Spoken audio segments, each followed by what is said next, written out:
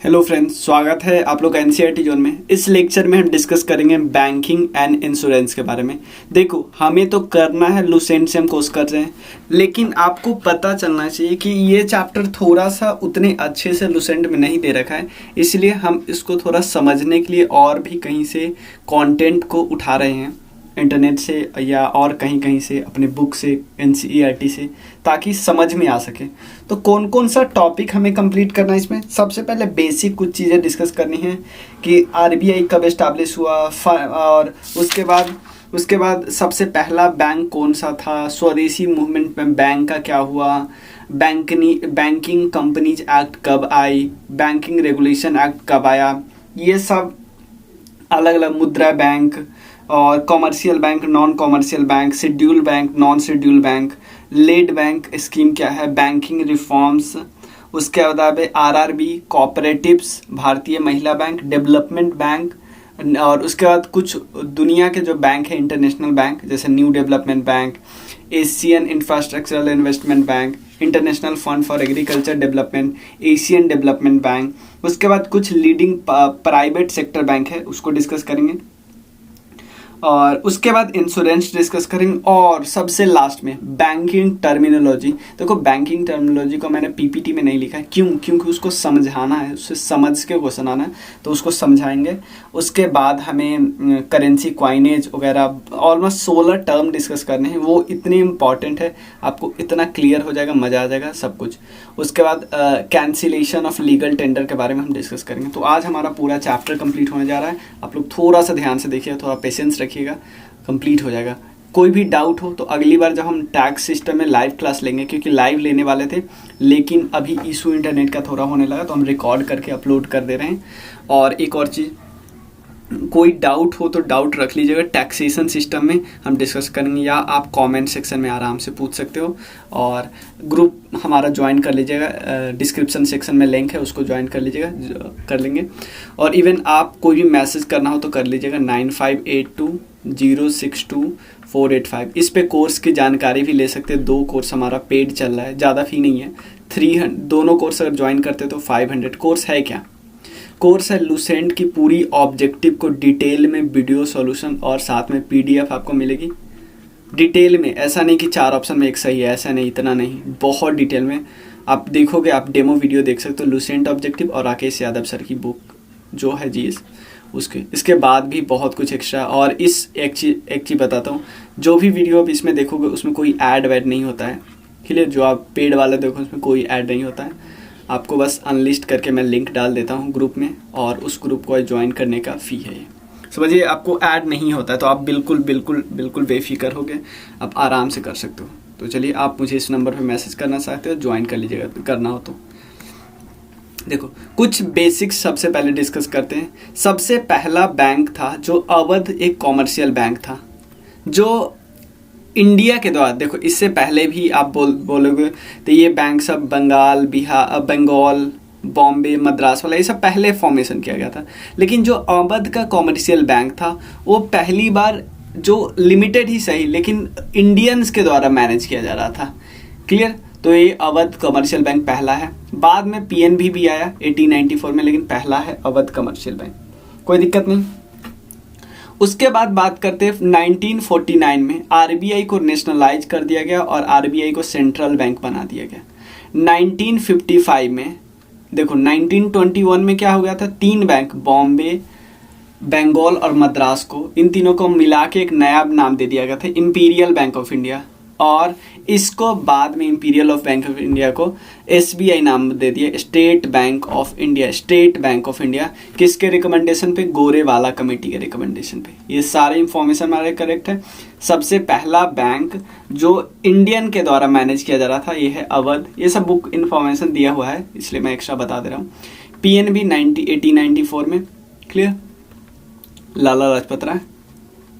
1921 में बंगाल, मद्रास और बॉम्बे को मिला के, ये तीनों बैंक थे, ब्रिटिशर्स के द्वारा किए गए थे ओपन, इन तीनों को इंपीरियल बैंक ऑफ इंडिया बनाया गया।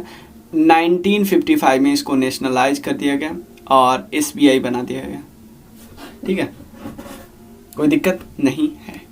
चलिए अब आरबीआई देखते हैं कि आरबीआई किस किस को कंट्रोल करता है, कॉमर्शियल बैंक को, रीजनल रूरल बैंक को, और इधर थोड़ा थोड़ा आप इसको कंट्रोल करता है कोऑपरेटिव बैंक को। हम देखेंगे कैसे।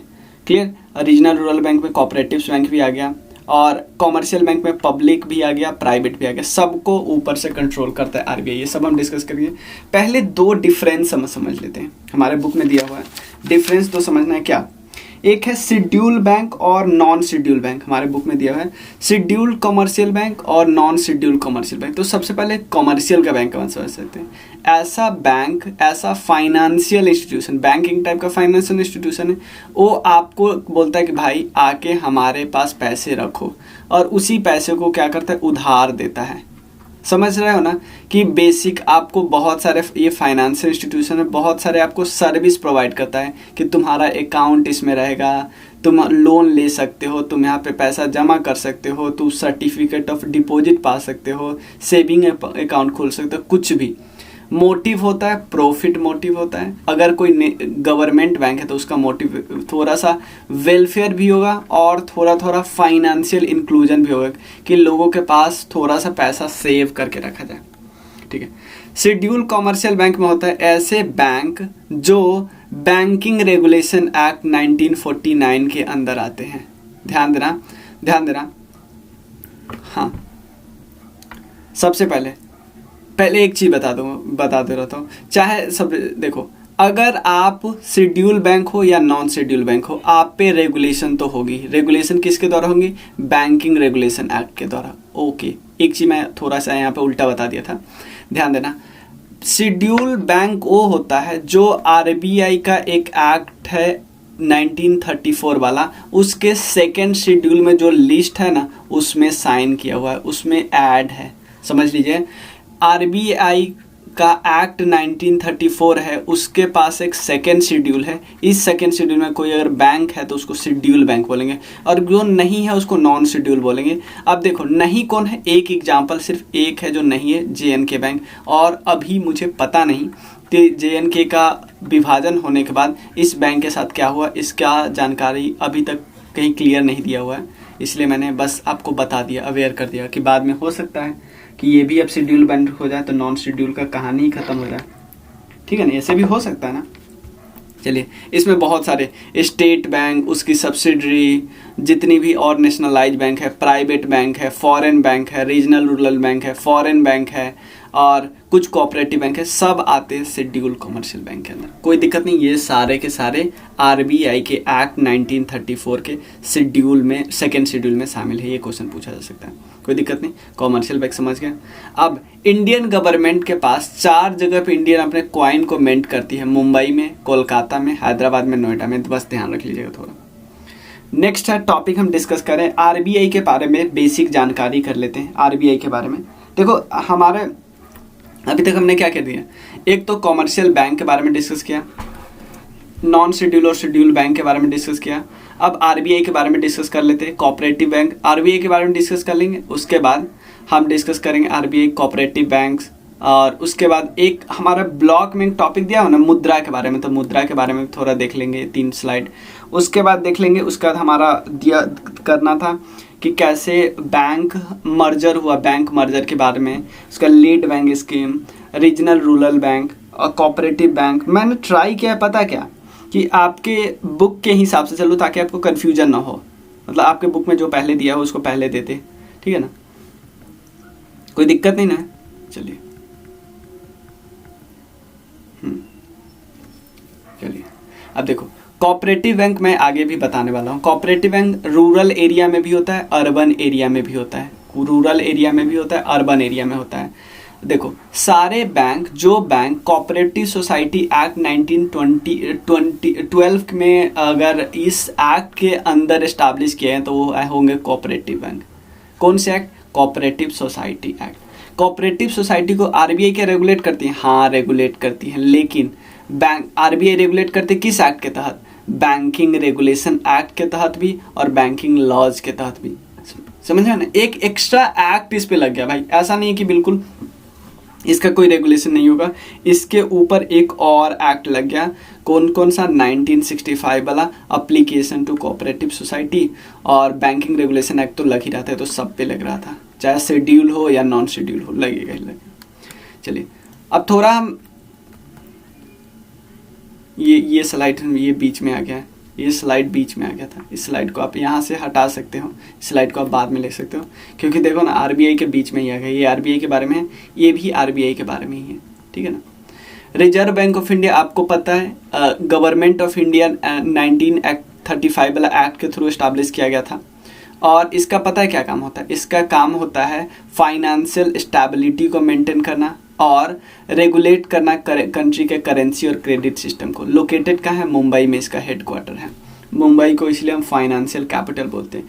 कितने मेंबर होते हैं, एक तो देखो, एक तो मेन गवर्नर होते हैं, उसके अलावे 4 डिप्टी गवर्नर होते हैं, एक गवर्नर, उसके अलावे 4 डिप्टी गवर्नर हो, उसके अलावे और नॉन ऑफिशियल में डायरेक्टर भी होते हैं, जैसे जो कुछ गवर्नमेंट के द्वारा इस्टेब्लिश किए जाते हैं, और कुछ रीजनल डायरेक्टर होते हैं। और अभी मैं आपको बताना है अभी का करंट गवर्नर कौन है, ये मुझे कमेंट सेक्शन में बताना है, देखते हैं आपको करंट अफेयर्स का नॉलेज है कि नहीं। एक टॉपिक आपको पता है ना, मॉनेटरी पॉलिसी कमेटी के बारे में हमें पता है, क्लियर। इसका मेन काम क्या है कि इन्फ्लेशन टारगेट को 4% जो होना चाहिए ना, उससे 2% ज़्यादा 2% कम तक, यानी 2 से 6 के बीच ही रखा जाए, क्लियर। और यहाँ पे देखो, इट वाज क्रिएटेड इन 2016, और इसका मेन काम क्या होता है, ताकि ट्रांसपेरेंसी और अकाउंटेबिलिटी लाया जा सके मॉनेटरी पॉलिसी को डिसाइड करने में, क्लियर। और इंटरेस्ट रेट भी डिसाइड करता है ताकि इन्फ्लेशन के टारगेट को मेंटेन किया जा सके। इसमें टोटल 6 मेंबर होते हैं, 6 मेंबर, ध्यान देना। उसमें से 6 मेंबर क्या होता है, जिस 6 मेंबर होते हैं ना, उसमें 6 में से, और उसके अलावे गवर्नर जो होते हैं आरबीआई के, अभी बताना है आपको कौन है, वो होता है चेयरमैन इसके। उसके अलावे 3 मेंबर होते हैं आरबीआई से, और 3 मेंबर होते हैं गवर्नमेंट से, ठीक है ना, कोई दिक्कत नहीं। 3 मेंबर गवर्नर से, 3 मेंबर आते हैं, मतलब समझ लो ना, एक आरबीआई के चेयरमैन होगा, गवर्नर होगा, उसके अलावा मॉनेटरी पॉलिसी वाला डिप्टी गवर्नर होगा, एक और मेंबर हो सकता है, और 3 गवर्नमेंट से आएंगे, 6 मेंबर हुआ ना टोटल। अब देखो, हमारा एक मुद्रा बैंक नाम का टॉपिक दिया हुआ है, मुद्रा बैंक टाइप का टॉपिक दिया है ना। तो सबसे पहले मुद्रा बैंक का क्या नाम है, मुद्रा बैंक है micro unit development and refinance agency. ध्यान देना, माइक्रो यूनिट मतलब ऐसे छोटे यूनिट, जो छोटा सा कंपनी खोलना चाहता है उसके यूनिट का डेवलपमेंट करना है और उसको रीफाइनेंस करना है। रीफाइनेंस का मतलब क्या है भाई, ये डायरेक्टली आपको पैसे नहीं देगी, ये पहले पैसे देगी किसको, ये पैसे देगी छोटे से छोटे बैंक को, रूरल रीजनल बैंक को पैसे देगी, कोऑपरेटिव बैंक को पैसे देगी, छोटे छोटे बैंक को पैसे देगी, और ये बैंक फिर आपको पैसे देते हैं। तो आप ये क्या करें, मुद्रा बैंक उसको पैसे देती है जो आम लोग को पैसा देता है, क्लियर ना। तो इसका काम है रीफाइनेंस किया जा सके स्मॉल एंड मीडियम एंटरप्राइज को, जाकि एससी और एसटी को ज़्यादा से ज़्यादा फायदा हो, क्लियर। तो इस आइडिया को, the idea is to refinance micro finance institution through, जो हमारा स्कीम कौन है, प्रधानमंत्री मुद्रा योजना, प्रधानमंत्री मुद्रा योजना के थ्रू है, क्लियर। और ये क्या करता है, ये बैंक रिस्पॉन्सिबल होता है रेगुलेशन और रीफाइनेंसिंग के लिए माइक्रो फाइनेंस, जो छोटे छोटे माइक्रो फाइनेंस इंस्टीट्यूशन होते हैं ना, इसको ये पैसे देता है। और ऐसा नहीं पैसे दे के चुप हो जाता है भाई, रेगुलेट भी करता है इसको, समझ में आया ना, इनडायरेक्टली पैसे दे रहा है ना, मतलब कि मुद्रा बैंक पैसे देता है किसको, माइक्रो फाइनेंस इंस्टीट्यूशन को, और फिर ये पैसा देता है आम लोग को, ठीक है। और देखो कितने 3 टाइप के लोन प्रोवाइड किए जाते हैं प्रधानमंत्री मुद्रा योजना के तहत। एक तो है शिशु, जो कि लोन है 50,000 तक का, एक है किशोर, लोन है 50,000 से 5 लाख का, एक है तरुण, जैसे 5 लाख से 10 लाख के बीच, ये ध्यान रखना है, ठीक है, कोई दिक्कत नहीं। यहाँ पे ध्यान दीजिए, कोई ऐसा नहीं कि इस स्कीम के तहत गवर्नमेंट कोई सब्सिडी दिया जाता है, नहीं। गवर्नमेंट का मन होगा तो गवर्नमेंट किसी और स्कीम के मदद से सब्सिडी दिलवा सकती है, लेकिन यहाँ नहीं, ठीक है। अब देखिए नेक्स्ट हमारा टॉपिक है एमालगेशन ऑफ मर्जर। देखो आपको पता है 2017 के आसपास सबसे पहले देखो 2017 के आसपास एसबीआई का 5 एसोसिएट और भारतीय महिला बैंक, ये सब एक साथ मिल गए थे। 5 एसोसिएट में कौन कौन था? State bank of Bikaner and Jaipur, state bank of Mysore, state bank of Travancore, state of Patiala, state of bank of Hyderabad, और उसके अलावा भारतीय महिला बैंक। ये सब मिल गए थे, सब मिल के बन गए थे एक बैंक, ठीक है ना, 2017 में। अब हुआ क्या उस 2017 में, उसका 2019 में क्या हुआ? 2019 के आसपास विजया बैंक और देना बैंक और बैंक ऑफ बड़ौदा, ये सब एक साथ हो गए, ये हो गए 2019 में। समझ में आया ना? देखो 6 लोग, एक तो एसबीआई प्लस 5 एसोसिएट, 5 में कौन है? ट्रावनकोर, हैदराबाद, मैसूर, पटियाला, और इसके बाद एक है जयपुर। ये 5 और प्लस एसबीआई प्लस भारतीय महिला बैंक, ये सब मिलके तो पहले से 7 मिलके एक हो गई थी, पहले एक हो गई थी, ये 7 मिलके एक हो गई थी। अब इस समय ये 3 मिलके एक हो गए हैं। अब देखो यहाँ पे जो 10 थे ना, PNB, oriental bank of commerce और यूनाइटेड बैंक ऑफ इंडिया, ये सब मिलके एक हो गए, पीएनबी नाम हो गया। सेंट्रल बैंक और कैनरा और सिंडिकेट कैनरा हो गया। Union bank of India Andhra और कॉर्पोरेशन बन के यूनियन बैंक हो गया। इंडियन बैंक और इलाहाबाद मिलके इंडियन बैंक हो गया। तो टोटल ये 10 से 4 हो गए। 7 से पहले ये हो गए थे 1, 3 से 1 हो गए थे, तो ये कितना हुआ? 4, 5, 6। तो टोटल अभी कितने बैंक है? अभी टोटल है 12 बैंक, ये ध्यान रखिए। सबसे लार्जेस्ट है एसबीआई। सिंपल आपसे पूछा जा सकता है कि एसबीआई के बाद सबसे बड़ा कौन है, तो पीएनबी। क्लियर, ध्यान रखना। फिर bank of Baroda, Canara, union bank, ठीक है। नेक्स्ट है लीड बैंक स्कीम। क्या होता है लीड बैंक स्कीम? मान लेते हैं एग्जांपल में ये किसके रिकमेंडेशन पे आया था? गडगिल स्टडी ग्रुप और बैंकर्स कमेटी के स्कीम पे। हुआ क्या, मान लो एग्जांपल लेते हैं, ये मेरा है डिस्ट्रिक्ट। मेरे डिस्ट्रिक्ट में उतना ज़्यादा लोगों में बैंकिंग इंट्रूड नहीं हुआ। बैंकिंग मतलब लोग बैंक पे उतना भरोसा नहीं करते। बैंक मान लो हर घर में ऐसा नहीं है। तो लेकिन हमारे एरिया में जो बैंक है वो कौन है? हमारे एरिया में जो बैंक है फेमस हमारे डिस्ट्रिक्ट में वो है यूको बैंक, मान लेते हैं। तो अब यूको बैंक की ये जिम्मेदारी है, यूको बैंक की ये जिम्मेदारी है कि हमारे डिस्ट्रिक्ट के हर एक घर में फाइनेंशियल इंक्लूजन हो सके।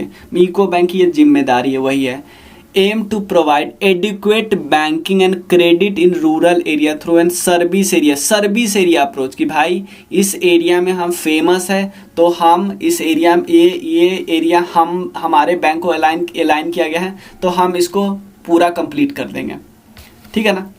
अब देखो इस बैंक की जिम्मेदारी है। अगर गवर्नमेंट किसको बोले कि इसको सुनाएगी, अगर गवर्नमेंट को सुनाना होगा तो इसको सुनाएगी कि भाई तुम क्या कर रहा है, तुम्हें एक एरिया दिए, तुम कुछ कर ही नहीं रहा है। समझ में आया ना? ये एक्चुअली आरबीआई करती है, ठीक है। नेक्स्ट क्या है? रीजनल रूरल बैंक की बात करते हैं। आरआरबी, हमारा आरआरबी है। देखो हमारा टॉपिक के हिसाब से चल रहे हैं।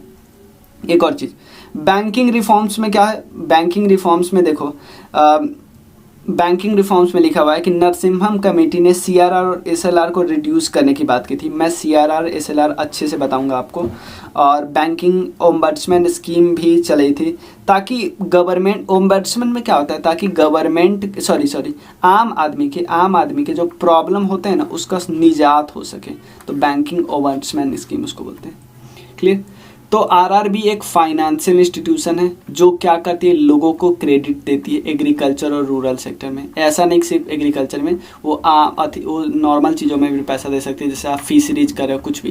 ये किसके रिकमेंडेशन पे आया था? नरसिम्हम वर्किंग ग्रुप के रिकमेंडेशन पे। नरसिम्हम कमेटी ने बहुत सारे रिकमेंडेशन दिए, इवन आरबीआई के लिए, आरआरबी के लिए, बहुत सारे के लिए। तो ये कब बना था? 1936 में। सबसे पहला रीजनल रूरल बैंक बना था प्रथमा ग्रामीण बैंक। कब बना था? 1975 में। ये मेन इंपॉर्टेंट है। स्टेक होल्डर कौन कौन होते हैं? सेंट्रल गवर्नमेंट का पैसा होता है 50%, 15% होता है स्टेट गवर्नमेंट का पैसा, 35% होता है स्पॉन्सर बैंक का पैसा। हर लिखा होता है ना स्पॉन्सर बैंक, कि एसबीआई का रूरल बैंक है, ऐसे। क्लियर? उसके बाद आरआरबी क्या करता है? कंबाइंड कुछ कैरेक्टर है जो कोऑपरेटिव्स वाला लाया है कि रूरल प्रॉब्लम में ज़्यादा घुस सके, और कॉमर्शियल वाला कि उनका प्रोटेक्शन भी करना है, फाइनेंशियल रिसोर्स को पहुंचाना है, ऐसे ऐसे। और लोकल लिमिट होता है, ऑब्वियसली गवर्नमेंट नोटिफाई करती है। ऑब्जेक्टिव क्या है? कि स्मॉल एंड मार्जिनल फार्मर के पास पैसे पहुंचाना है, आर्टिसन स्मॉल एंटरप्रेन्योर के पास पहुंचाना है।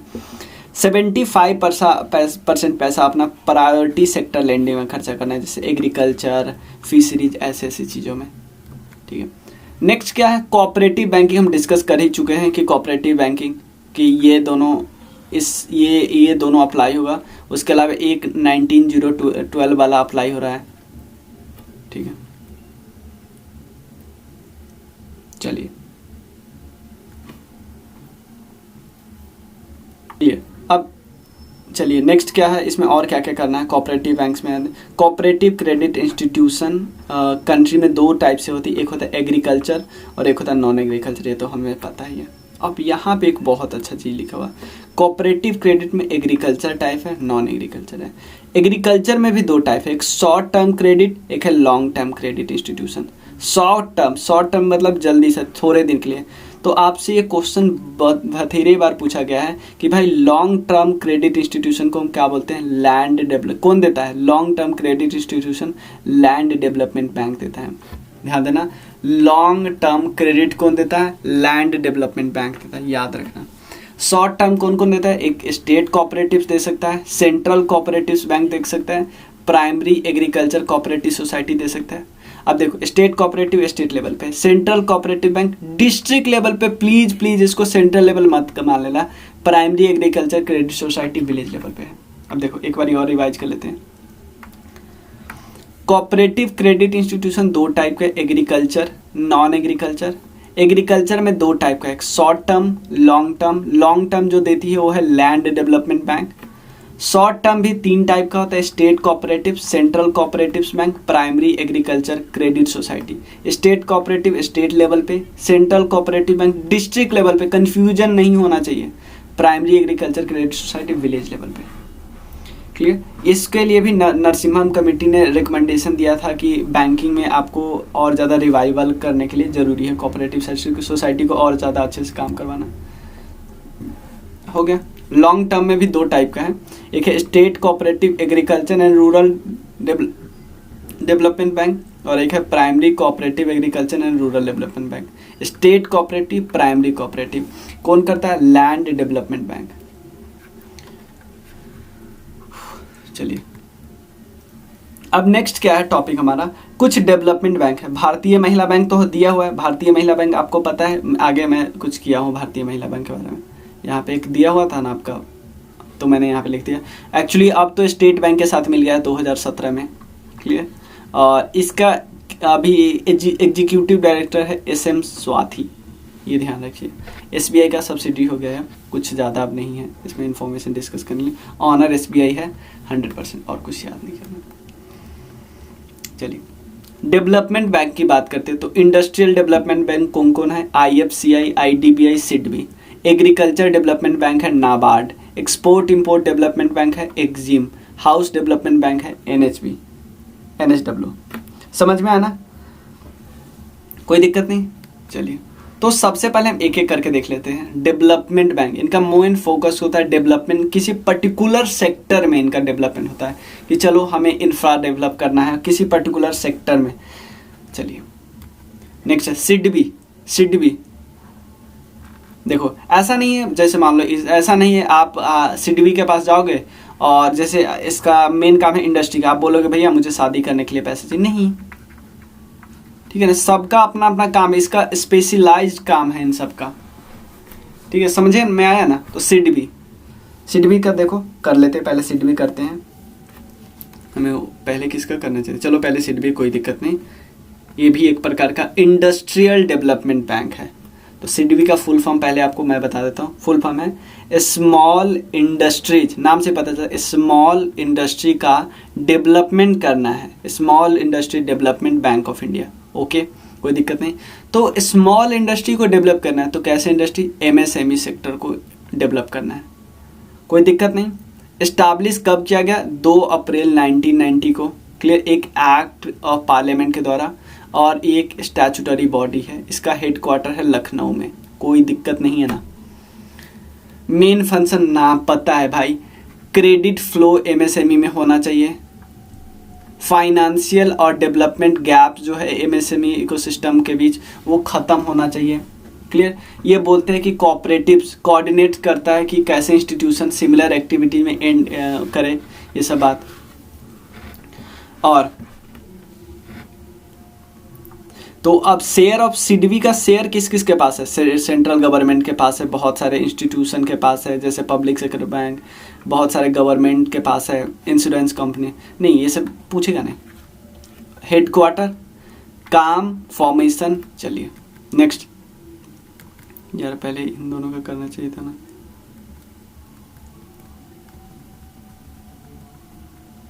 यहाँ पे IFCI का यहीं पे कर लेते हैं, ध्यान देना। IFCI को बनाया गया था, ध्यान देना, IFCI को बनाया गया था 1948 में, industrial finance corporation of India, industrial finance corporation of India. इसका मेन काम है कि प्रोजेक्ट को फाइनेंस करना और प्रोपोर्शनल सर्विस में फाइनेंस करना।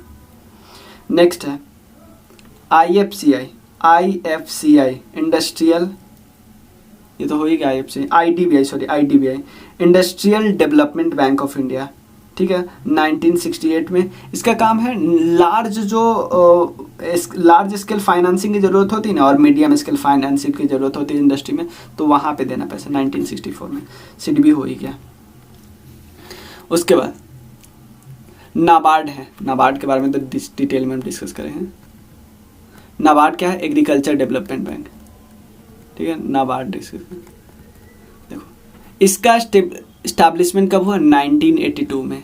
फुल फॉर्म है national bank for agriculture and rural development. किसके रिकमेंडेशन में? B सीवारामन कमेटी के रिकमेंडेशन पे। क्लियर है, कोई दिक्कत नहीं। एक गवर्नमेंट का एक्ट है, ठीक है, कोई दिक्कत नहीं। चलिए अब इसका थोड़ा थोड़ा हम और काम देख लेते हैं, चलिए।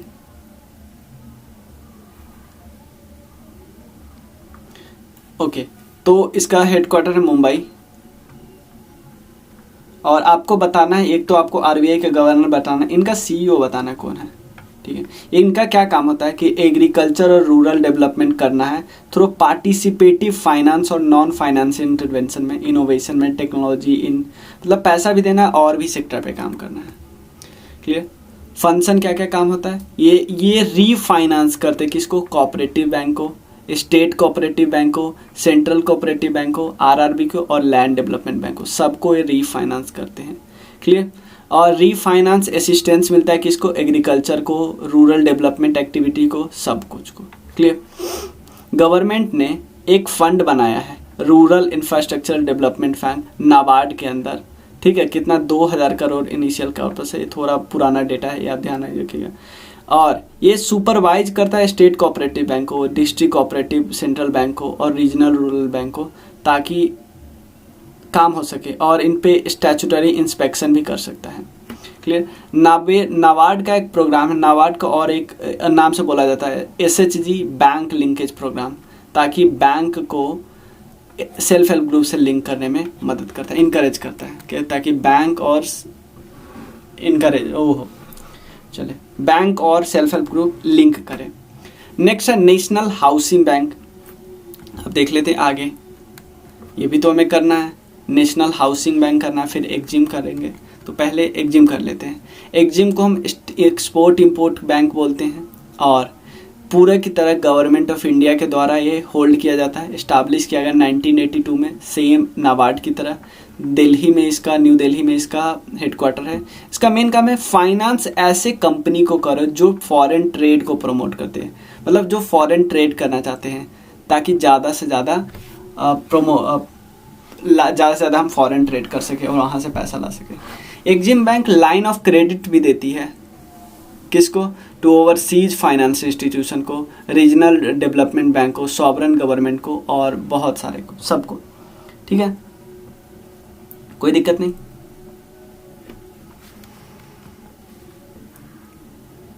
मान लो इसका एक और काम है, जैसे आप हो मलेशिया से, आपके पास पैसे नहीं है, आपकी कंपनी है, आप चाहते हो, चाहे आप एक कंट्री हो मलेशिया, आप ले जाना चाहते हो यहाँ से बहुत कुछ सामान, लेकिन आपके पैसे नहीं है, तो ये डेफर्ड क्रेडिट टर्म्स में बहुत सस्ता लोन आपको दे सकती है, ताकि आप इंडिया से सामान खरीद के ले जाओ, बाद में चुका देना।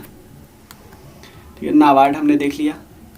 नेशनल हाउसिंग बैंक हमारा देखना है, ये हाउसिंग के लिए फाइनेंस करती है। ऑरिजिन इसका 1988 में हुआ, ये भी एक स्टैट्यूटरी बॉडी है, ठीक है। की ऑब्जेक्टिव क्या है, रजिस्टर करता है, रेगुलेट करता है, सुपरवाइज करता है हाउसिंग फाइनेंशियल कंपनी को रीजनल और लोकल लेवल पे, financial and other service provide करता है, कोऑर्डिनेट करता है रेगुलेटर के साथ, ये सब इसका काम है। चलिए, तो हमारा ये सारा हो गया। अब हम डिस्कस कर लेते हैं कुछ इंटरनेशनल बैंक के बारे में। इंटरनेशनल बैंक, जैसे पहला बैंक है न्यू डेवलपमेंट बैंक। ये एक्चुअली ब्रिक्स का बैंक है, ब्रिक्स कंट्री का बैंक है। ब्रिक्स में कौन कौन है, ब्राज़ील, रसिया, इंडिया, चाइना और साउथ अफ्रीका में।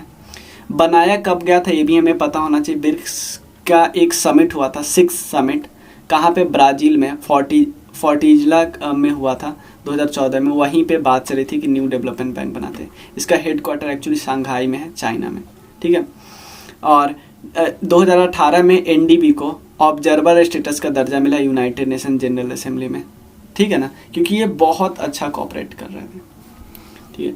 ये क्या करते हैं, इंफ्रास्ट्रक्चर या सस्टेनेबल डेवलपमेंट वाले प्रोजेक्ट होते हैं ना, उसमें पैसा दिखाता है, जैसे इनोवेशन, कटिंग एज टेक्नोलॉजी।